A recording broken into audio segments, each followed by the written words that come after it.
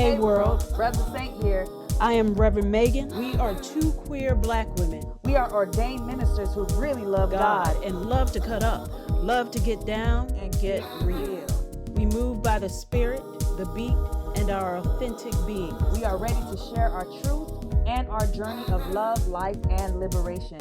This is our time and our space to simply be. We are two revs with no church, gathering all those who want to get into the conversation about faith, hope, and love.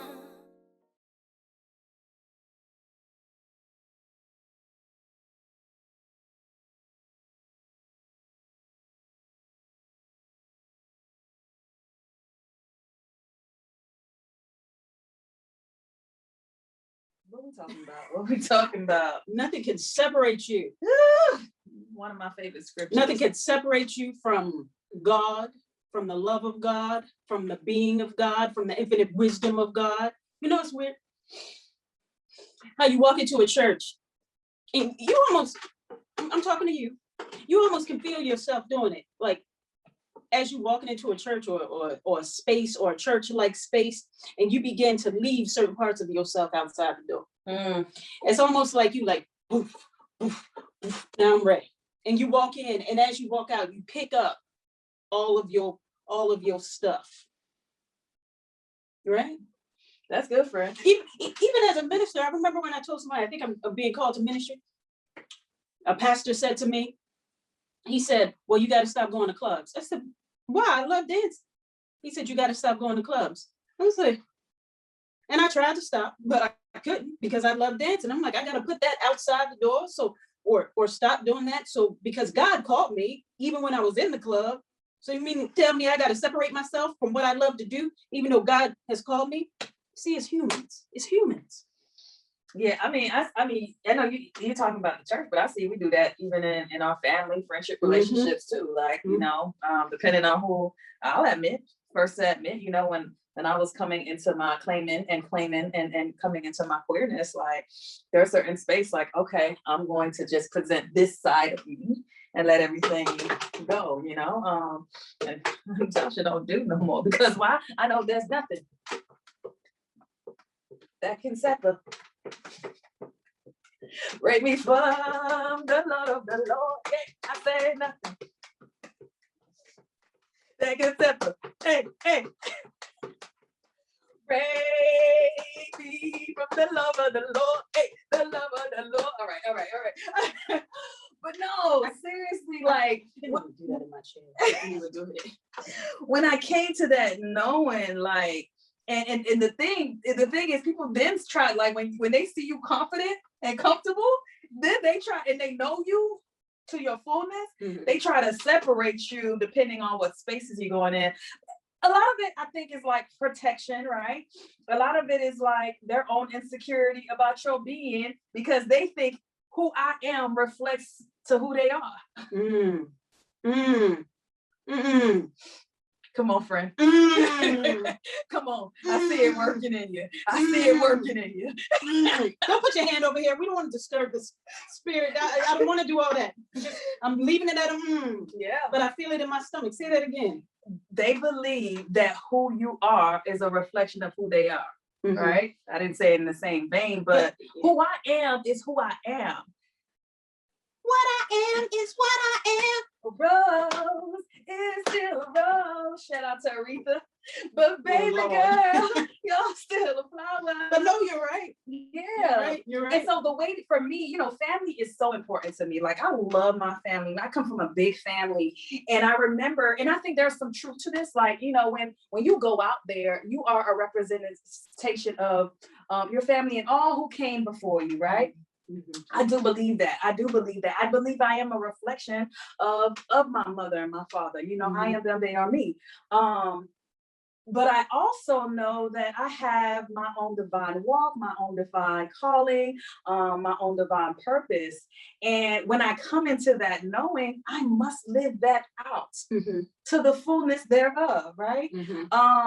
And it's actually, and I don't like using this word, but I think it's actually sinful to your very nature to go against who you be and how you be in this world. Mhm. You know, I cannot do what we are doing now if I didn't come into my fullness. Everything that I'm doing now,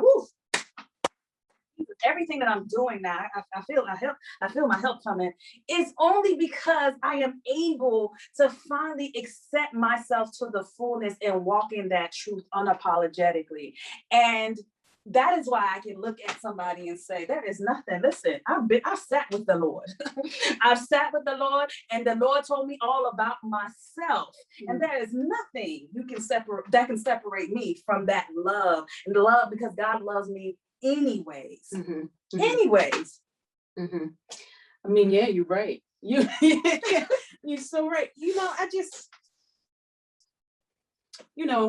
so often I have tried to, just me not honoring myself. I tried to separate myself. This is going to sound silly, but I'm going to explain it. I tried to separate myself from myself. Meaning, Say more. I've tried to show up in ways that was comfortable for people.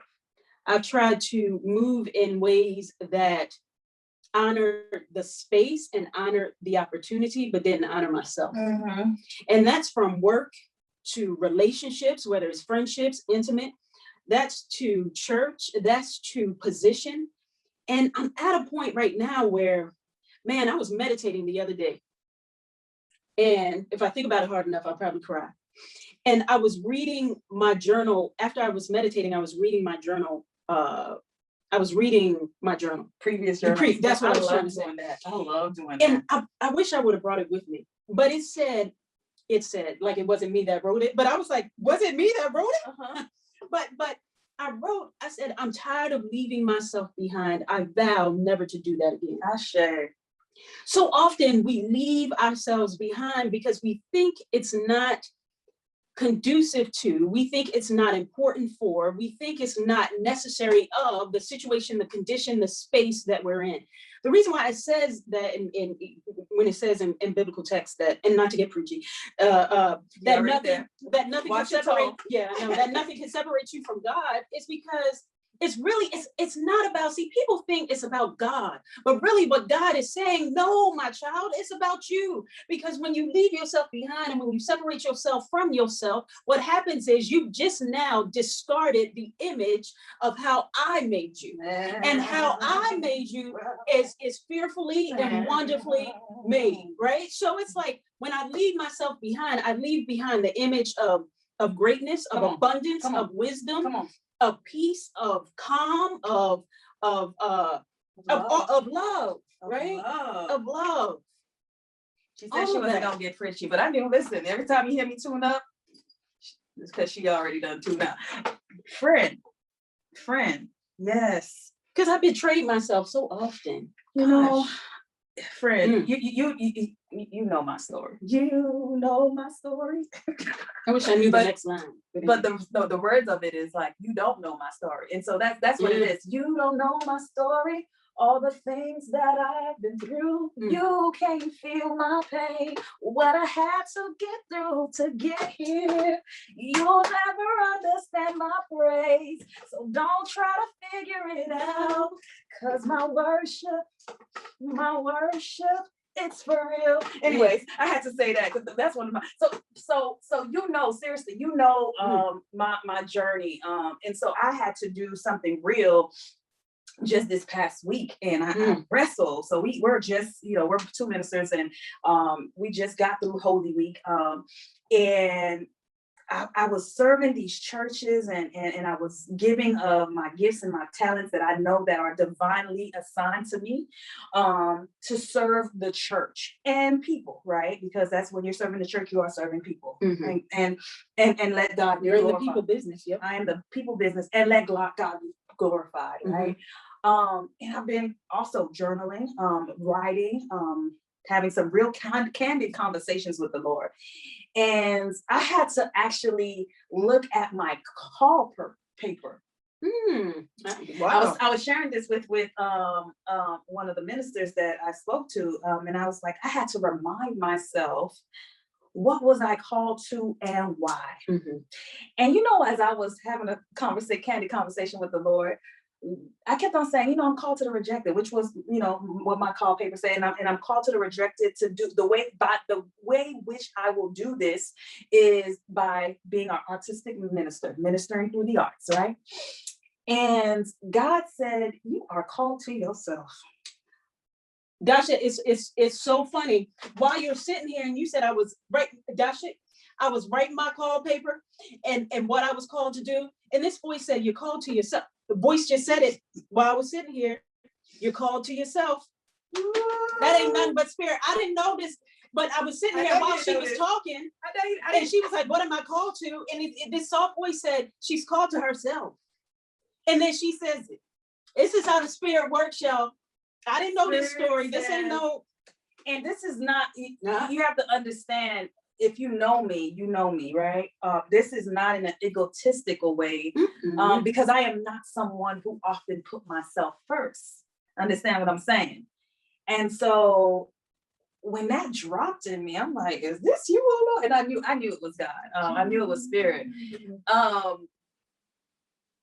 And the reason why I know that I am called to myself is because the self that I am called to is that rejected self. Mm-hmm. And that is how I am able to identify with those who have been rejected. And that is why I am able to create and be creative in calling those. Because here's the thing, those who have been rejected, especially by the church, will not listen, let me not say not listen, they'll listen. They will not have the ears to hear the things that the church has been saying years after years after years. I've heard that before. I've heard the tunes, I've heard the hoots, I've heard the songs, and I still don't feel a part of. And so I found myself as a minister in the church, serving the church and God's people, feeling that same way. Why do I still feel like this, oh Lord? Feel like what? Feeling rejected. Okay.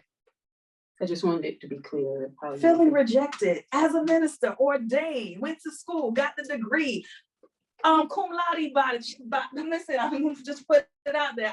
I worked, okay, for mine. I was not cum laude.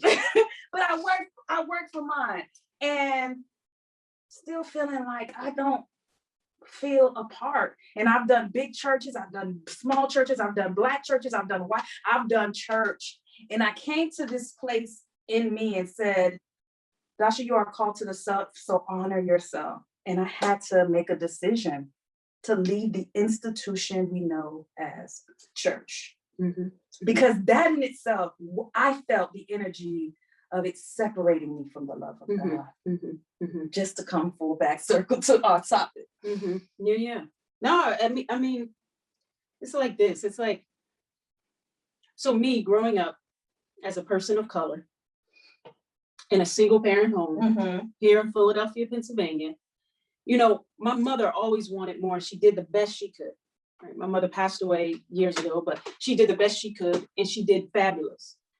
But what I realized that my mother, and I shared this with you, that I learned from my mother was the present condition wasn't enough, that you always have to bring something to you. It's almost like I have holes within me, and I have to fill those holes with things outside of me. So it's easy for me to separate myself from me if I don't think the full me is enough for me. So I was always looking to fill holes with people and situations and opportunity and titles and this and that. And when I would sit by myself, it would feel a bit uncomfortable with relationships, everything. But when I realized in the church, the church sets people up to make them feel like they aren't enough. Let me just say it. God don't, but the church does. The church sets folks up to make them feel as if they're not enough.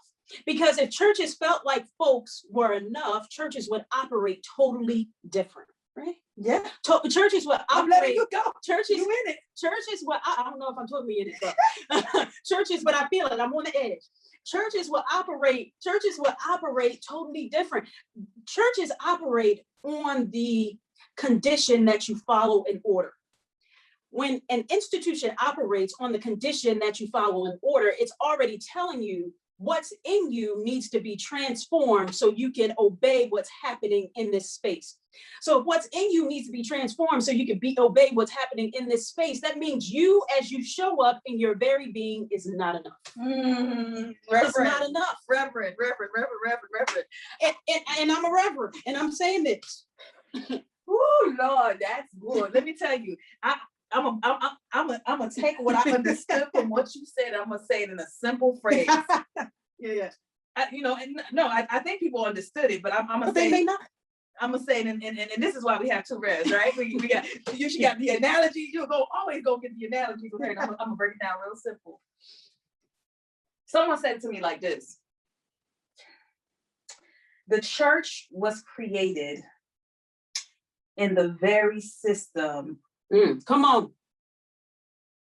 Of empire. Mm-hmm. Jesus did not create that. Mm-hmm. Jesus didn't create the church. Mm-mm.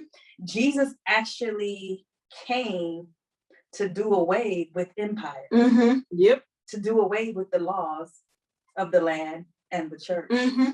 Mm-hmm. Jesus ministered outside of the church. Here's the thing. Mm-hmm. Jesus went into the temple to get his lessons, to get his understandings, to get his foundation. Oh Lord, I feel this in me. Hallelujah. I had to go into the systems to learn the systems of the world, right? To understand the system of the church, only to find resistance, that my very being did not align with these systems, but my being is aligned with the divine that is within. And that's why Jesus could not stay there. Jesus had to go outside. Yep. That's gospel. Now that's gospel. I remember I told the church one day, I said we should throw out the liturgy. You would have thought I said you should open the door and let all of devil's imps in. What? It's like people have such ownership to the way churches. Is that really what it is? But what? Here's the thing. Here, go. I don't want to interrupt you, but I have to. I just want to the same question, the same statement you're about to say is why people cannot see themselves as the religious folks in the biblical text. Like that's you. Because this is why.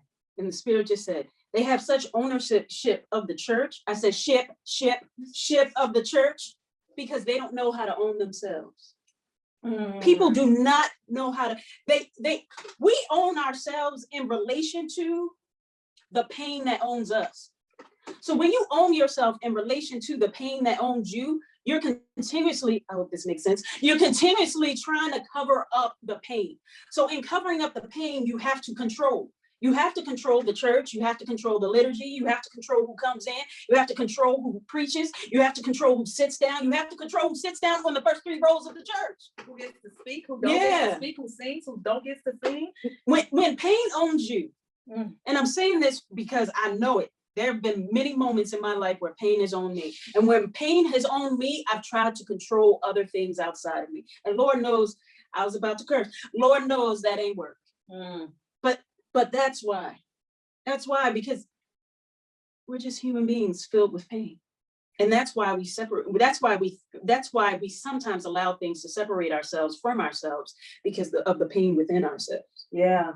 And I wanted to say, because when I had made the decision recent decision to leave the church, it broke my heart. Like I felt like I broke my heart because I thought I was disappointing God. I mean, and I tell you, I sat in my bedroom that whole day, and it almost like God was ministering to me and like walking me. I mean, like divine was walking me through this, because for me it felt like, for me to leave the church meant that I was leaving God. And what I know for sure, and when you're in crisis and you're trying to deal with something and figure things out, the things for sure, they're not there present right then and there. They're, you're thinking all the irrational things. But what I know for sure is that church and God are not synonymous. Church is this gathering place where believers come to worship. We pray God will meet us there. People think that God is always at these worship spaces. I sat at a barber shop, friend, just recently with my barber, and God was there, and it was a gathering space. And I heard testimonies. There was music. There was an amen on the corner. And so sometimes we miss where the divine is. And because I have come to this knowing, fully come into this knowing, unafraid, knowing that I have not disappointed God and myself as well, because that's the both, the both and. I know that everywhere I go, there's the divine. The divine is with me, in me, and indeed, nothing can separate us, because Jesus walked with me in the Word and Kanye West. You know what I'm saying? It's just impossible. It's just impossible. Yeah. So while we're okay. Introduce the next guest. Okay, while we're sitting here and we're thinking about and we're contemplating that nothing can separate you from God, but nothing can separate you from yourself. And there's something divine and glorious in that. We have a guest coming that I think he probably would not want me to say this, but I believe he's a walking testimony to everything we're talking about right now.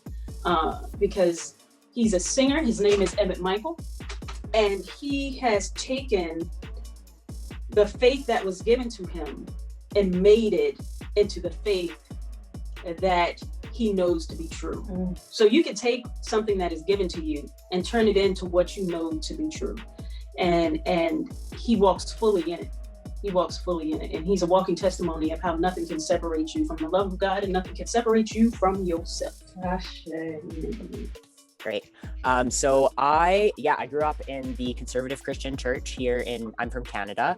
And it's in Alberta, in a more conservative province in Canada, but I sort of live in like a little metropolitan hub within that province. And it's a very arts-oriented community. But I grew up in the church. My mom always led worship at church. She's always singing around the house. Worship music was always around, and that's how I first became interested in music. And as I got older, I realized that there was obviously something very different about me compared to the kids that I was surrounded with in my community, because I had never heard of a transgender person before. I didn't know that that people could transition. And so that was really difficult, being a kid and feeling the way that I did and not feeling like there was an immediate solution or really understanding what it was that I was going through.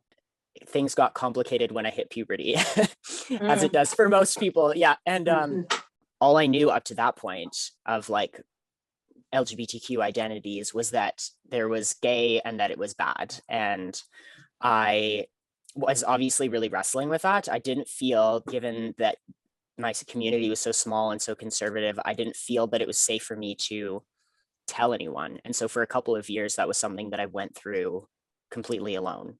And I really struggled with that, especially because I felt like I had had a close relationship to God and with the church up until that point. And it's really hard to wrestle with feeling like you have this relationship to God and knowing what the church says to you about homosexuality and what the Bible says. And at the time, those were things that I couldn't really separate, like the church and God, as it was one thing to me. I remember praying before bed every night in junior high, like, take these desires away from me or don't let me wake up tomorrow. And just like crying myself to sleep, because I didn't want to feel the way I did. I didn't want to disappoint my family. I didn't want to disappoint God. And I wasn't sure at that point that he accepted me. But at the same time, knowing that God is love, it made no sense to me that I would have these desires that I didn't even want in the first place, and that I would have to deny that aspect of myself. It made absolutely no sense to me. And I'm sure that you can relate. It was a very, very confusing time. For me, I had reached a point of, I think in a way it was sort of like a long drawn out suicide attempt. And in the sense that I knew that eventually this thing would kill me, and I didn't care anymore, because I didn't care. I didn't have any regard for myself anymore. I didn't know that I could arrive at a place where I felt accepted both by God and by my community. And it hurt me deeply that I had the acceptance so to speak, on some degree from all these people that I was partying with, but they didn't really know me. They didn't really know where I came from and the things that I was wrestling with in terms of my background and faith. And so that's a very integral aspect of who I am. And so they didn't really know me to the fullest capacity. And to be known is to be loved. And this was after like years of self-medicating and not dealing with my feelings. And all of a sudden I'm sober. I'm in this place isolated from the world that I've known and all of the people that I know. And I have to look at myself. I have no choice. All of these feelings are coming flooding back in, all these feelings that I pushed down for so long with drugs and numbed out. And I was like, what do I do with all of this? And I started playing the guitar again. And I started to write like crazy, just all of the things that I was feeling internally that I hadn't faced before. And they turned into songs. And I haven't really looked back from that point. It's been the way I've always struggled with anxiety and with speaking my truth out loud. And music was a way that to this day, whenever I get on a stage, I don't feel nervous. I feel so excited. And like, I just am living my authentic truth, and I can speak openly about who I am and what I'm about without fear, as long as I'm behind a guitar and microphone. And that to be in that place in rehab was really big for me. And I think feeling that comfort in music to express who I am has to be in congruency with feeling comfort in myself as a human being too. There's really no better place to come out. And so I was like, sure. And after a couple of weeks, I was like, there's no way that I can go back to living my life the way that I was before, because I was living a lie. And it was so clear to me. And it wasn't clear to me until I was living in my truth that that's the extent of the abuse that I was putting myself through. My most recent single that I released is called God-Shaped Hole. And I wrote it about this exact thing that we're talking about, the rejection of the church and what unconditional love really means. Because I think part of that for me, like unconditional love was putting down the resentment and realizing that these people don't mean to cause harm, and inviting them in to have conversations so maybe we can make a change and learn how to love people better together in ways that we didn't necessarily before. There are a lot of experiences. People assume that it's all the same for everybody, and it's not. There are many people who are accepted quite easily, and others who face harsh rejections, some who leave the church forever, and some who stay. And I think all of those experiences are totally valid, and they all need to be addressed. And so it's cool to be able to do that through that song and in that video, to have all these people that I hardly know participate in the video. Yeah, it was very cool. And I feel like it's sort of a representation of like the point that I'm at now, where I've allowed myself to be in community with other people and to speak openly. And I haven't arrived yet. I don't think there's such a thing as like getting to the point where you're like, okay, I'm good now. You know, there's still a lot of things I'm wrestling with, still so many questions that I have. This is a very new journey to me. And I'm kind of reopening old wounds to be able to heal them over. And I'm just like, I'm embracing the journey, and I'm following wherever I feel led to go. And I think the most important part to me is that I feel connected to God, and that I have a community of people that I feel connected with, that I can go on the journey with.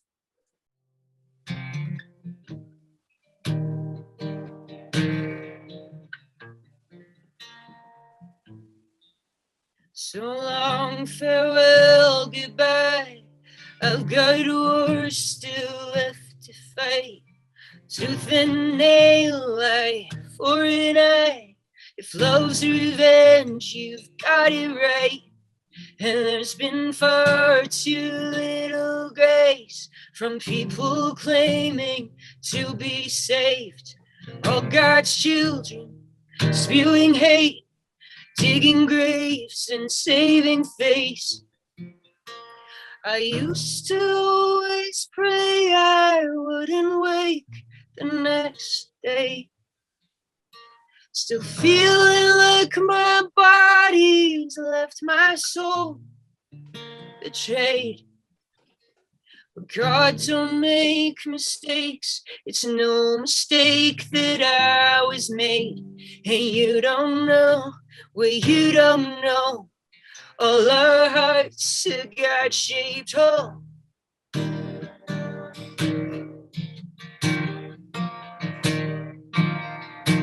I'm I'm so far from perfect, still don't admit my own defeat. And my doubts, my greatest defects, all my fear is crippling. I wish I wasn't always quiet when I needed to speak up. I wish my words were always gentle when I spoke about love. Shame still haunts the low like a ghost underground. Why am I most lonely when I'm standing in a crowd of people of the faith? I hope someday that could change, 'cause you don't know what you don't know. All our hearts are God-shaped. Oh.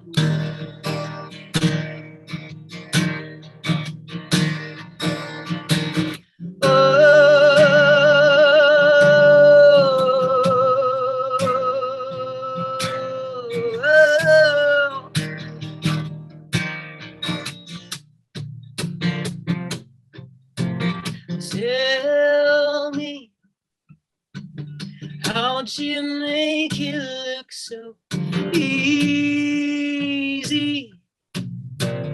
Kick me while I'm down on my knees, praying for the strength to love you like he loves me. And tell me, oh, how'd you make it look so easy? Kick me while I'm down on my knees, praying for the strength to love you like he loves me.